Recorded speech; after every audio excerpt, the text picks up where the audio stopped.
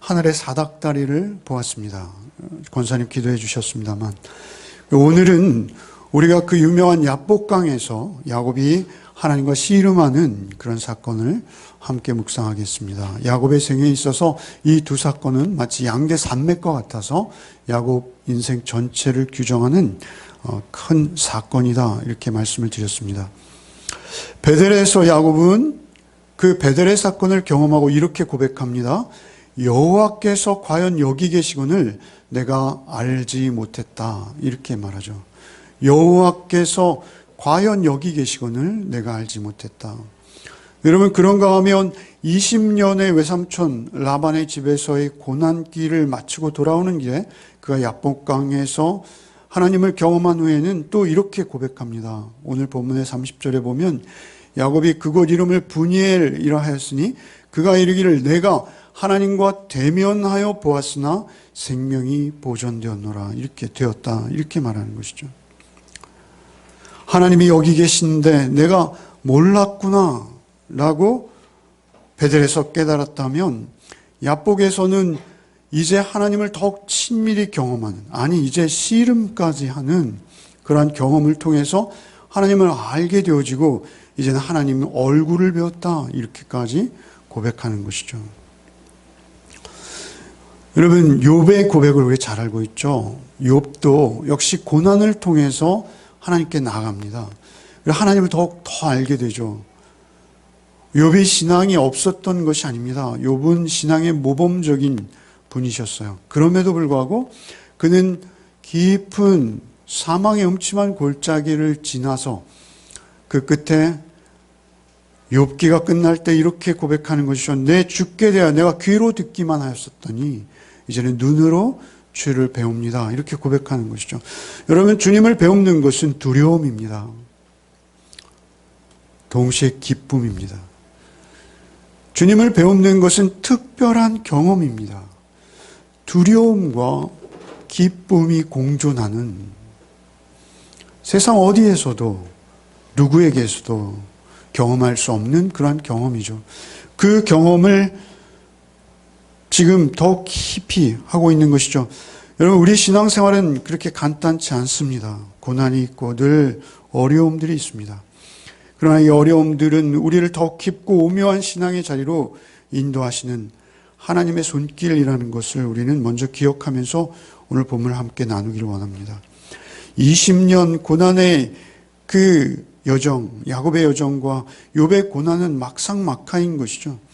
결국 그 끝에는 하나님이 계시다라는 것입니다. 우리가 고난이 있을 때마다 고난은 죽도록 싫고 피해가고자 하는 우리의 모습입니다. 그럼에도 불구하고 우리가 하나님을 만나는 또 다른 새로운 기회가 된다는 것을 우리 늘 잊지 말아야 합니다.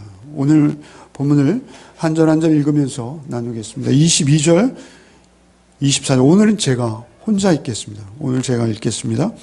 밤에 일어나 두 아내와 두 여종과 11 아들을 인도하여 야복나루를 건널새 그들을 인도하여 시내를 건너게 하며 그의 소유도 건너가게 하고 야곱은 홀로 남았더니 어떤 사람이 날이 새도록 야곱과 씨름하다가 아내도 건너고 11 아들도 건너고 그의 모든 소유도 강을 건너보냈어요.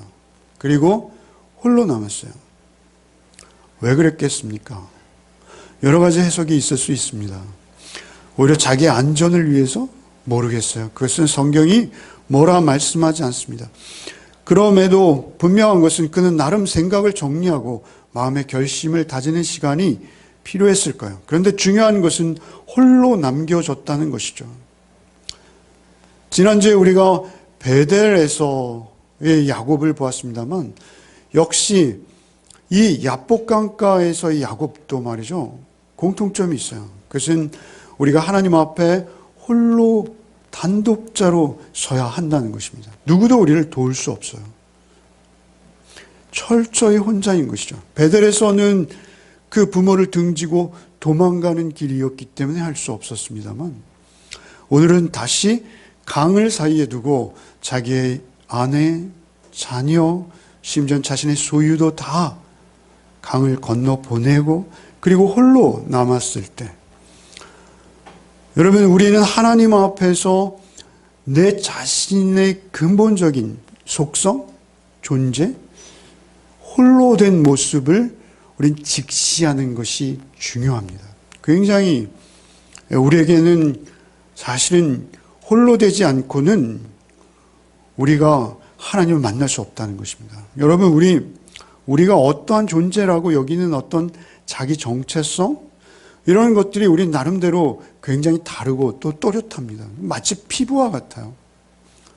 옷과 같다고 하는데요, 옷이 아닙니다. 피부와 같아요. 자기의 직업이 어떠하면 자기가 그러한 줄 알고, 자기의 소유가 어떠하면 자기의 존재를 특별히 여기고요. 내 가족이 어떠하면 또 나를 그것으로 포장하고 또 그것으로 덧입히고 이렇게 되는 것이 우리의 모습입니다. 그러나 하나님께서는 우리를 만나러 오실 때 우리를 홀로 세우십니다. 여러분, 좀 잔인하고 장혹하게 들을지 모르나 하나님은 한 손으로 우리를 때리시기도 하시고 한 손으로 우리를 어루만지고 치유하십니다. 때로는 우리가 정신없이 살다가 말이죠, 우리의 사업이 망가지고요, 또 우리의 건강이 우리를 향해 등을 돌리고요, 또 우리의 직장을 잃기도 하고요, 또 나의 직업에서 피치 못할 연유로 인해서 떠나야 되는 그런 상황이 오기도 합니다.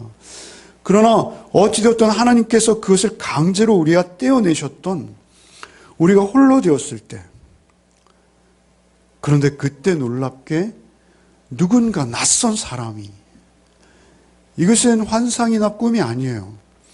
낯선 사람이 와서 자기와 씨름을 청하는 것입니다. 그의 바지춤을 붙드는 것이죠. 그래서 어떤 사람과 씨름을 하게 되는 것이죠. 우리는 잘 알고 있습니다. 나중에 그 상대가 하나님이심을 우리는 알고 있어요. 여러분, 그러나 성도도 마찬가지입니다. 우리의 늘 씨름에, 우리의 삶은 어떻게 보면요, 씨름이라고 볼 수 있습니다. 우리의 삶은 씨름판이에요. 계속되는 씨름판. 날이 새도록 그 씨름은 계속되었습니다. 씨름의 과정에 대해 성경이 어떤 과정인지 전혀 언급하지 않기 때문에 우리는 알 수 없어요. 그러나 씨름이 상징하는 바는 우리가 알 수 있습니다. 여러분, 외부적으로 우리는 늘 삿바 싸움을 합니다. 우리의 고전 씨름 있지 않습니까? 할 때 보면 처음에 삿바를 잡는 것부터 시합은 시작됩니다. 얼마나 신경을 쓰는지. 조금이라도 더 유리하게 삿바를 움켜쥐기 위해서 수단 방법을 가리지 않습니다. 여러분, 우리는 그렇게 삿바 싸움을 합니다. 때로는 부부가 말이죠, 때로는 자녀와 말이죠, 때로는 우리 이웃과 우리 동료들과 말이죠, 내가 좀 더 유리한 입장에서 상대를 내 뜻과 내 마음대로 조정해보려는 우리의 의도가 우리의 삶 속에 늘 음흉하게 숨어 있습니다. 우리 삿바 싸움을 하는 거예요. 그런가 하면 외부적으로는 어떻습니까? 외부적으로만 그런 것이 아니라 내부적으로는 어떻습니까? 내부적으로도요, 우리는 우리 자신 안에서 끝없는 싸움이 일어나고 있습니다. 씨름이죠, 씨름. 거의 씨름이라 해도 과언이 아닙니다. 우리의 정과 우리의 욕심이 말이죠, 우리를 그냥 편안히 놔두지 않습니다. 우리가 좀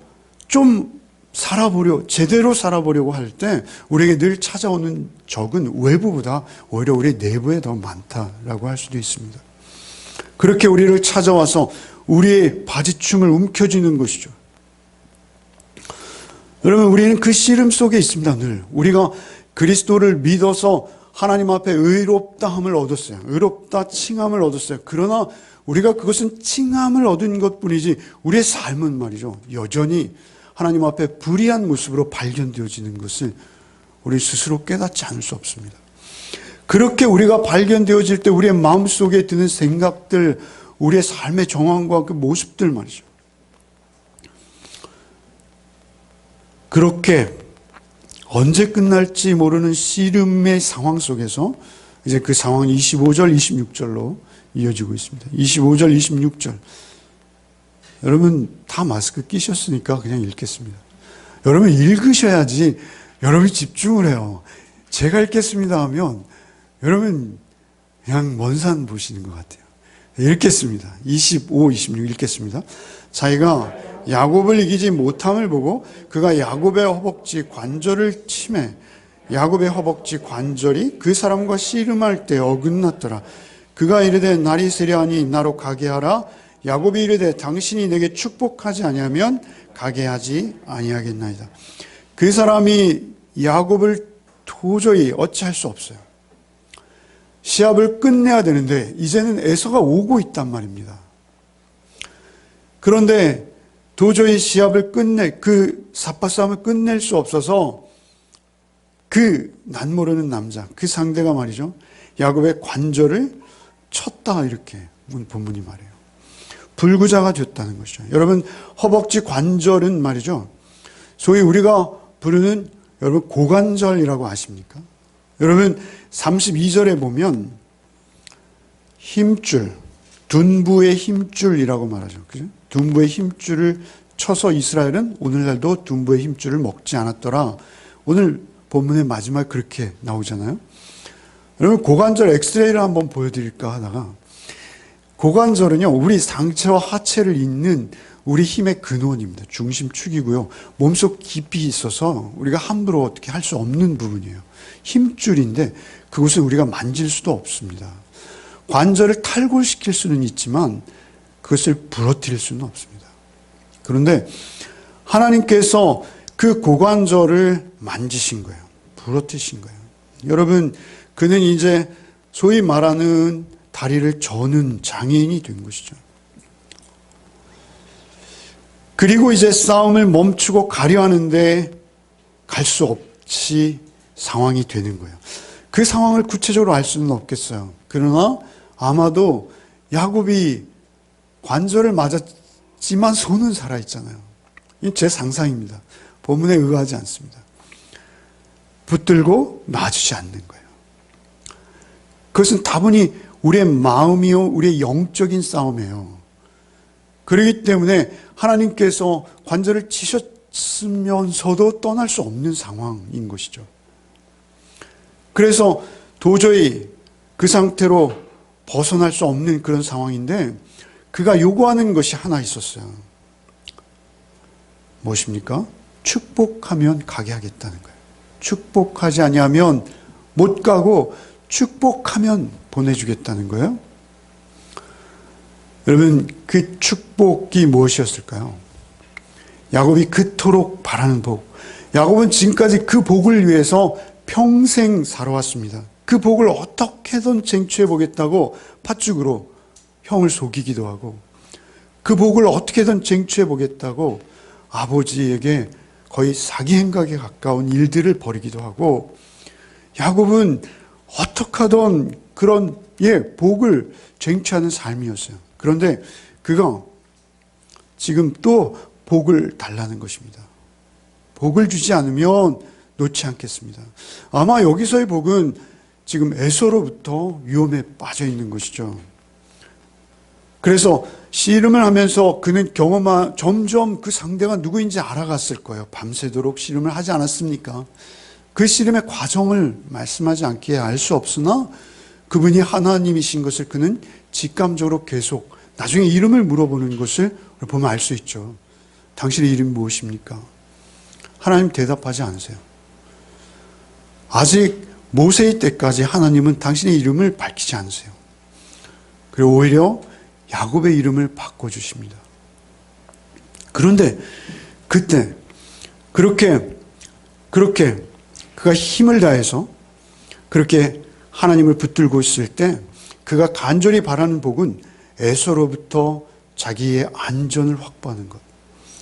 그 씨름을 할 때 그 상대의 그 크심을 알았기에 그 힘으로 나에게 힘을 주시든지 아니면 그 힘으로 에서를 막아주시든지 그 축복은 자신의 존재의 안전에 관한 것일 수도 있을 것 같아요. 그런데 그것은 제 짐작입니다. 그 복은 전혀 다른 내용이에요. 우리가 그 복의 내용을 정확히 좀 오늘 함께 묵상하기를 원하는데요. 그 복이 27절부터 29절 사이에 기록되어 있습니다. 27절부터 29절을 같이 읽겠습니다. 그 사람이 그에게 이르되 내 이름이 무엇이냐? 그가 이르되 야곱이니이다. 그가 이르되 내 이름을 다시는 야곱이라 부를 것이 아니요 이스라엘이라 부를 것이니 이는 내가 하나님과 및 사람들과 겨루어 이겼음이니라. 야곱이 청하여 이르되 당신의 이름을 알려주소서. 그 사람이 이르되 어찌하여 내 이름을 묻느냐 하고 거기서 야곱을 축복한지라. 드디어 축복을 받았어요. 그런데 그 축복은 무엇이냐면요, 사실 그 축복의 내용과 성격은 27절과 28절이라고 분명히 여깁니다. 27절에 그 사람이 이르되 내 이름이 무엇이냐라고 묻습니다. 낯선 사람, 그 사람이 야곱의 이름을 묻는 것이죠. 그러면 야곱이 진짜 받아야 될 축복은 무엇이었냐면요, 그 이름이 바뀌는 거였어요. 야곱에게 정말 필요한 축복은 그 이름이 새 이름으로 바뀌는 거였어요. 이름은 여러분 계속 말씀드립니다만 그 존재의 실체를 드러내는 상징이라고 말씀드렸습니다. 그 인격과 그의 됨됨이가 그 이름 안에 있다는 거예요. 이름 안에도 있고 이름에 있습니다. 이름에. 그런데 그 이름을 새롭게 하시는 것이죠. 이것은 오늘 신약적으로 표현한다면 세례와 같은 것입니다. 옛사람이 죽고 새 사람으로 다시 사는 것이죠. 그것은 위로부터 다시 태어나는 것입니다. 나의 육이 죽고 영으로 사는 것입니다. 그것을 여러분 우리가 미루어 알 수 있는 것은 그의 이름이 야곱에서 이스라엘로 바뀌었다는 거예요. 야곱, 그 의미는 우리가 잘 알듯이 발뒤꿈치를 잡는 자, 속이는 자, 거짓으로 남의 것을 빼앗는 자, 움켜잡는 자, 이기적인 탐욕의 종으로 몸이 가는 대로 내 욕심과 욕구가 요구하는 대로 말하고 행하면서 그렇게 끊임없이 죄를 생산해내는, 그게 야곱인 거예요. 야곱이에요. 그 야곱으로 지금까지 살아왔어요. 그러나 이제 네가 새롭게 돌아가는 너의 고향, 네가 야곱으로 살았던 그곳, 그러나 이제는 너는 거기서 이스라엘로 살아야 한다. 이 말씀하시는 거예요. 그게 축복인 거예요. 너는 이제 고향에서 예전과 같이 살아서는 안 된다. 똑같은 땅, 똑같은 장소이지만 이제 그곳은, 그가 32장 초반절에 보면 천사들을 봐요. 하나님의 군사죠. 쌍수입니다. 마하나임. 그죠? 그 의미는 무엇이냐면 하나님의 군대가 통치하는 땅이라는 것입니다. 이제 가나안은 하나님의 다스림 속에 살아가야 할 하나님의 땅이라는 것이죠. 그곳에서 그는 이제 야곱이 아닌 이스라엘로 살아가야 되는 것입니다. 여러분, 이스라엘은 하나님과 싸워 이겼다라는 의미로 개역개정이 번역했습니다만, 많은 학자들이 이스라엘이라는 이름이 얼마나 중요합니까? 소중합니까? 그 이름에 대한 많은 해석들과 견해들을 내놓고 있어요. 그런데 그 이스라엘이라는 이름은 하나님이 다스리신다, 하나님이 보존하신다, 하나님이 보호하신다, 하나님으로 이긴다, 이런 의미도 있습니다. 여러 가지 의미가, 여러 가지 해석이 가능할 수 있습니다. 가장 중요한 것은 이제는 내 힘이 아닌 하나님의 힘으로 살아간다는 것. 신비한 존재, 새로운 존재. 내 힘과 내 꾀가 아닌 하나님의 능력과 하나님의 임재하심으로 이제 새 생명으로 살아간다는 거예요. 여러분, 그 신약 성경에 보면 여러분 혈리증 여인이 나오죠. 혈리증 여인이 와서 예수님의 옷가만 만지면 살 것 같은 믿음이 그 안에 자라기 시작했어요. 그래서 그가 정말 생명을 걸고 예수님을 만지려 옵니다. 여인의 신분으로서 더구나 혈류증이 있습니다. 유대인들에게 하혈을 한다, 여성이 하혈을 한다는 것은 유대인 남성 옆에도 갈 수 없어요. 한 달에 한 번 있는 생리도 여러분 날짜를 두고 격리하는 유대인들입니다. 그런데 그 하혈이 병인, 늘상 하혈을 하고 있는 그 여인이 예수님께 나아가요. 그래서 생명을 거는 것입니다. 그때 예수님께서 내게 손댄 자가 누구냐라고 묻습니다. 베드로가 이렇게 사람들이 밀리는데, 이렇게 많은 사람들이 떠밀고 예수님을 만지고 그 손으로 예수님을 터치하고 있는데, 예수님, 누가 예수님을 만지는지 어떻게 합니까? 라고 항의를 합니다. 그래서 예수께서 이렇게 말씀하시죠. 내 손에 손댄 자가 있다. 내 옷에 손댄 자가 있다. 내게서 능력이 나간 줄 나는 안다. 이렇게 말씀하십니다. 간절한 마음으로 와서 주님의 옷을 잡는 것, 오늘 야곱의 모습과 닮아 있지 않습니까? 분이엘, 여기서 하나님을 대면한 자, 하나님을 만진 자, 하나님과 씨름한 자, 이런 의미가 있는 것이죠. 새 이름을 받은 것입니다. 그것으로 인해서 이제는 자신의 힘과 꾀가 아닌 그 힘과 꾀로 에서를 어떻게든 달래보고 설득해보고, 그래서 이 위기를 모면해보자가 아니에요. 이제는 바뀌는 것입니다. 이제는 내가 하는 것이 아니라 하나님의 마음과 성품으로 그의 앞에 나가는 것입니다. 그것이 존재의 변화인 것이죠. 상대도 압니다. 여러분, 고린도전서 1장 25절에 하나님의 어리석음이 사람보다 지혜롭고 하나님의 약하심이 사람보다 강하니라. 하나님께 우리가 의뢰해야 하는 것이죠. 우리의 꾀로는 안 되는 것입니다. 고린도전서 15장 43절에 육된 것으로 심고 영광스러운 것으로 다시 살며 약한 것으로 심고 강한 것으로 다시 살아나며, 우리는 우리의 연약한 육체로 하나님 앞에 하나님의 일을 위해서, 하나님의 뜻에 순종함을 위해서 심을 수만 있다면 심어야 하는 것입니다.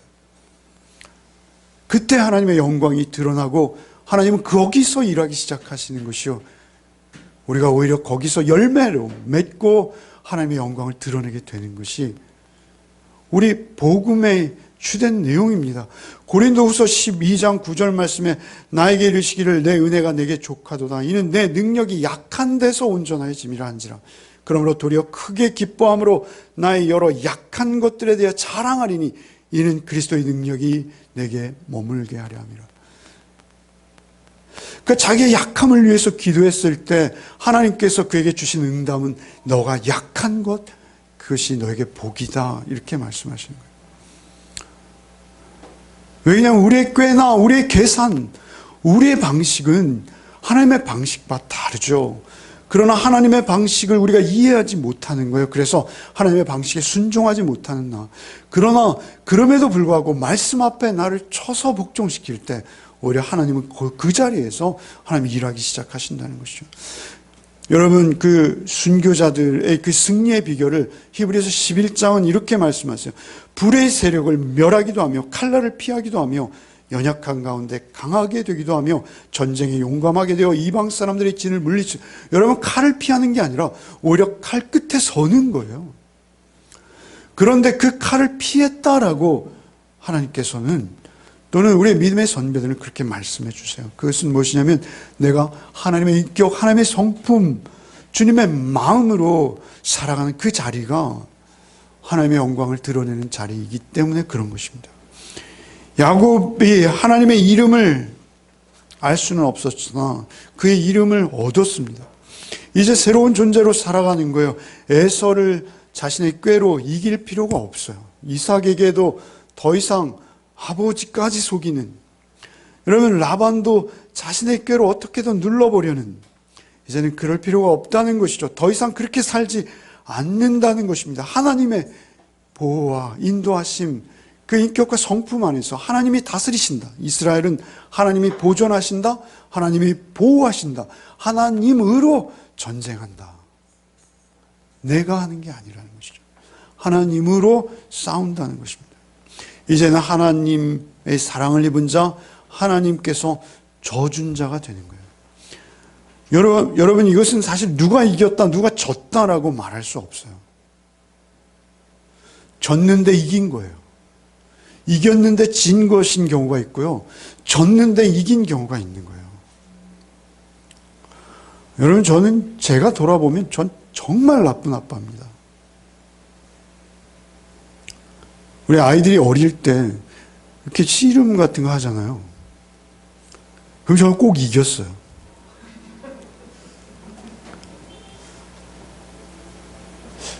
그래서 아이들이 이렇게 약해졌나 봐요. 하나님께서는 야곱을 품고 쓰러지는 거예요. 야곱에게 져주시는 거예요. 야곱의 형편과 처지를 보고 떠나지 못하시는 거예요, 차마. 여러분, 십자가의 사건은 말이죠, 이게 좀 알레고리합니까? 그렇지 않습니다. 여러분, 하나님께서 죄된 나의 모습을 끌어안고 넘어지시는 게 십자가입니다. 그게 하나님의 사랑이에요. 하나님의 사랑. 그 사랑이 우리를 붙들어 줘야 돼요. 육체의 아버지도 우리를 붙들 수 없습니다. 오직 우리가 붙들어야 할 것은 그 하나님께서 나 같은 죄인을 붙들어 끌어안고 씨름하시는 거예요. 뻘뻘.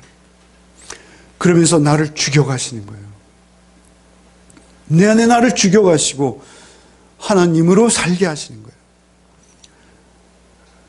그 싸움을 우리는 매일 하는 것이죠. 하나님께서 때로 싸움을 걸어오십니다. 그리고 결정적일 때는 오히려 넘어져 주세요. 왜요? 그 사랑을 알게 하시고 깨닫게 하시고 그리고 나의 변화를 위해서입니다. 말씀드렸습니다만 우리에게 두 손이 있잖아요. 하나님의 왼손은 우리를 때리시기도 하시고요.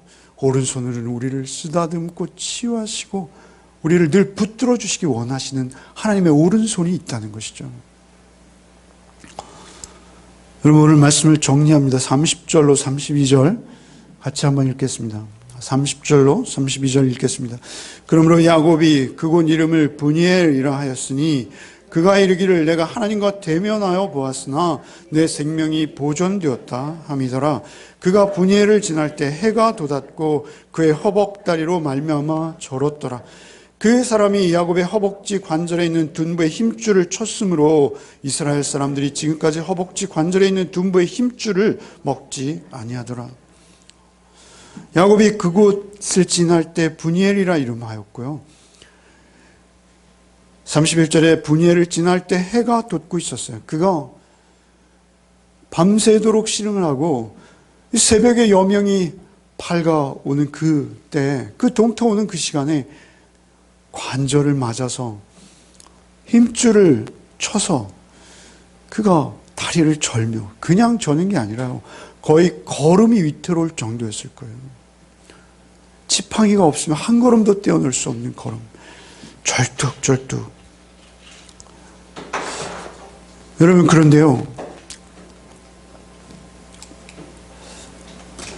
가부를 하겠습니다. 33장 1절로, 우리가 오늘 본문이 끝난 33장 1절로 3절을 한번 같이 읽겠습니다.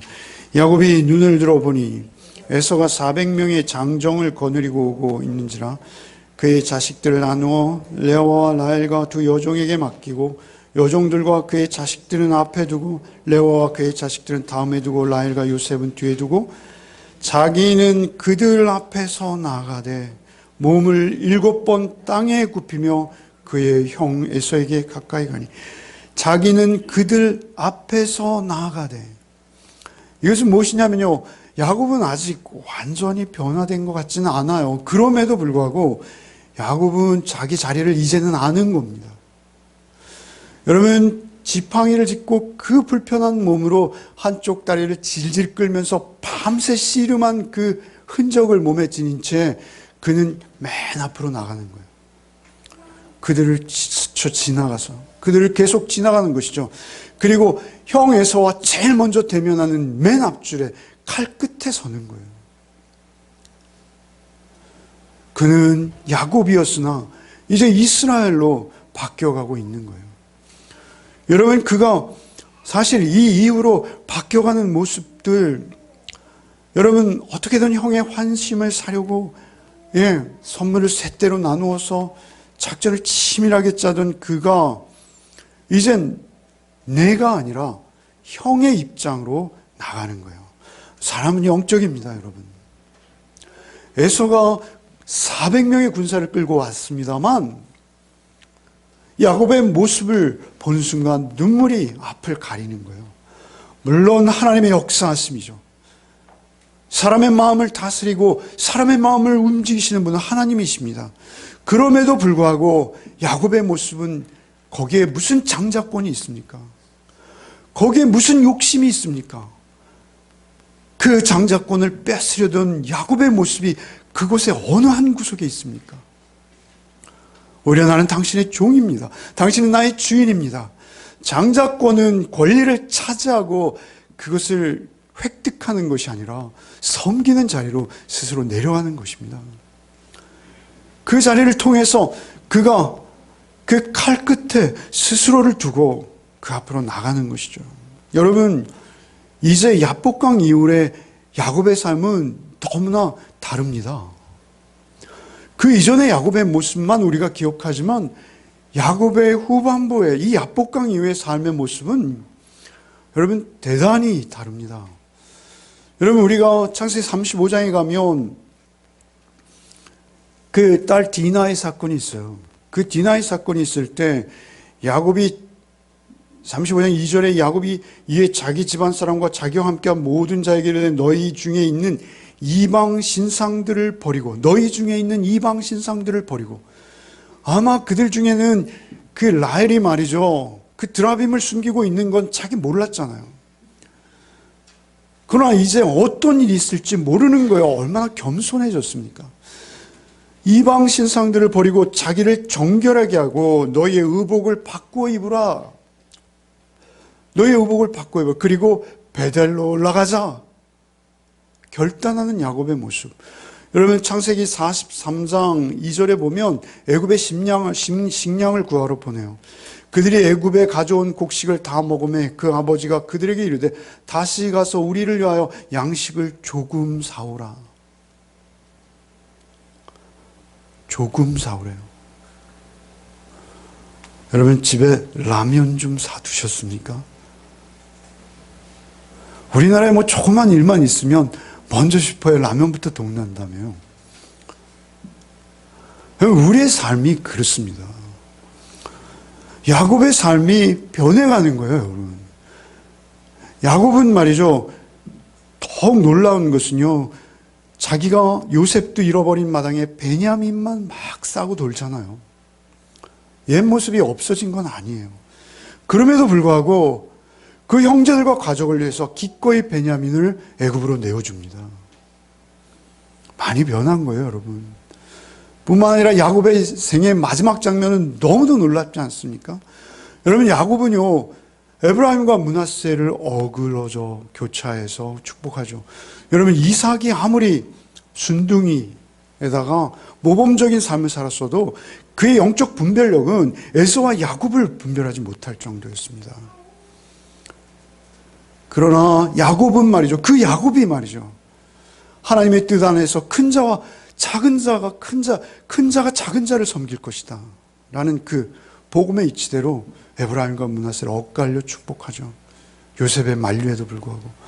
그런가 하면 12아들을 축복하는 그 축복의 내용은요, 이스라엘 역사 전체를 관통하는, 영적으로 성경 전체를 관통하는 놀라운 예지력입니다. 그것이 야곱의 것이겠습니까?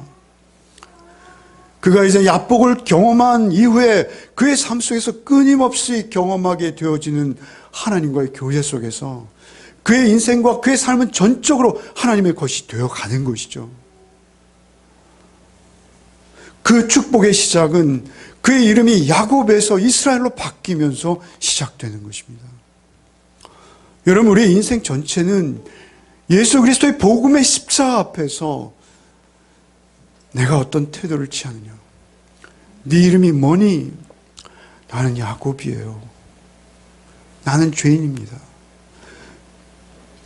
나 같은 죄인을 찾아오셨네요. 가 우리의 은혜인 거예요. 그렇게 찾아오셔서 우리와 씨름을 벌이시는 하나님을 감사히 여기면서 그 씨름이 계속되는 동안 내 안에 나는 점점 죽고 다리를 저는 한이 있어도. 여러분, 그리스도인들의 삶은 어리석습니다. 남들이 라면을 아무리 사서 챙겨도 못하는 거예요. 나도 하고 싶은데. 너무 심각한데 제가 우스갯소리로. 제가 어제 저희 집사람 슈퍼에 라면이 없대. 신문에 막 나잖아요. 우리도 좀 사놔야 되지 않을까. 그러면서도 우리는 절뚝거리면서 가는 거예요. 우리의 속도감은 세상 사람들과는 달라야 돼요. 그리고 우리 실수하고 엎어지죠, 우리도. 물론 그렇습니다. 그럼에도 불구하고 우리는 나는 야곱인 것을 끊임없이 알고 하나님께서 우리에게 주신 이스라엘이라는 이름에 부끄럽지 않도록 우리를 쳐서 매일매일 복음 앞에, 말씀 앞에 순종해가는 삶을 살기 위한 몸부림을 멈추지 않는 것, 그것이 야곱의 삶입니다. 이 이스라엘의 삶입니다. 야곱이 이스라엘로 변한 삶입니다. 그렇게 살아갈 때 여러분, 하나님은 우리를 통해서 하나님의 영광을 보이시고 하나님께서 절대 떠나지 아니하시겠다 하신 약속을 우리를 통해서 지켜주실 줄 믿습니다. 하나님께서 이 땅의 것을 바라보는 것이 아니라 하나님의 나라를 바라보며 살아가는 여러분을 지켜주시고 여러분과 함께 하셔서 이 뒤숭숭한 시절 속에서도 여러분의 삶의 자리가 여러분 하나님의 군대 통치하심, 하나님의 다스리심이 드러나는 그러한 삶의 자리가 되시기를 소원합니다. 주님, 참으로 우리 어리석음, 우리의 바보스러움, 주님, 그럼에도 야곱인 우리를 찾아오셔서 끊임없이 그리스도 예수 안에서 새로운 피조물로 날마다 씻기시고 새롭게 하시기를 원하셔서 이스라엘로 결국 세우시기고야 마시는 하나님의 손길을 느낍니다.